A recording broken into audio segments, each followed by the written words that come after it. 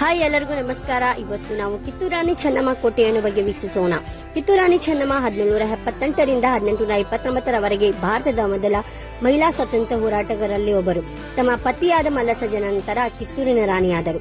ಸಾಮಾನ್ಯ ಶತಕ 1460ರಿಂದ 1491ರವರೆಗೆ ರಾಜ್ಯವಾಳಿದ ಅಲ್ಲಬ್ಗೌಡ ಸರ್ದೇಸಾಯಿ ಕಾಲದಲ್ಲಿ ಕಿತ್ತೂರಿನ ಅರಮನೆ ಹಾಗೂ ಕೋಟೆ ನಿರ್ಮಾಣಗೊಂಡವು. ಸುಂದರ ಬಹುಮಡಿಯ ಅರಮನೆಯನ್ನು ಬ್ರಿಟಿಷರು ಕಿತ್ತೂರು ಸಂಸ್ಥಾನ ಪತನದ ನಂತರ ನಾಶಗೊಳಿಸಿದರು. ಅರಮನೆಯ ಅವಶೇಷಗಳ ಅಲಂಕೃತ ವಿನ್ಯಾಸವುಳ್ಳ ಅರಮನೆಯ ಚಿತ್ರವನ್ನು ನೀಡುತ್ತದೆ. ಅರಮನೆಯ ಅತಿಥಿ ಕೋಣೆಗಳು ಸಭಾಗೃಹ, ಭೋಜನಾಲಯ, ಉಗ್ರಾಣಗಳೊಳಗೊಂಡ ವ್ಯವಸ್ಥಿತವಾಗಿತ್ತು. ಪ್ರತಿ ಕೋಣೆಗೆ 2 ಪ್ರದೇಶ ದ್ವಾರಗಳಿದ್ದವು. ಹಾಗೆ ಅರಮನೆಯ ಮುಂಗಾದಲ್ಲಿ ಸುಂದರವಾದ ದ್ವಾರ ಮಂಟಪವಿದು 100 ಅಡಿ ಮತ್ತು 300 ಅಡಿ ಉದ್ದ ಇತ್ತು.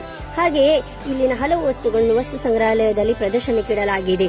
ಹಾಗೆ ಇದೇ ವರ್ಷ 25 ಅಕ್ಟೋಬರ್ ಕಿತ್ತೂರು ಉತ್ಸವ ಇದೆ. ಹೋಗಿ ಭೇಟಿ ಮಾಡಿ ಎಂದು ಹೇಳುತ್ತಾ ನನ್ನ ವಿಡಿಯೋಗೆ ವಿರಾಮ ನೋಡುತ್ತೇನೆ. ಈ ವಿಡಿಯೋ ಇಷ್ಟ ಆದರೆ ಲೈಕ್ ಮಾಡಿ, ಕಮೆಂಟ್ ಮಾಡಿ, ಶೇರ್ ಮಾಡಿ. Thank you so much.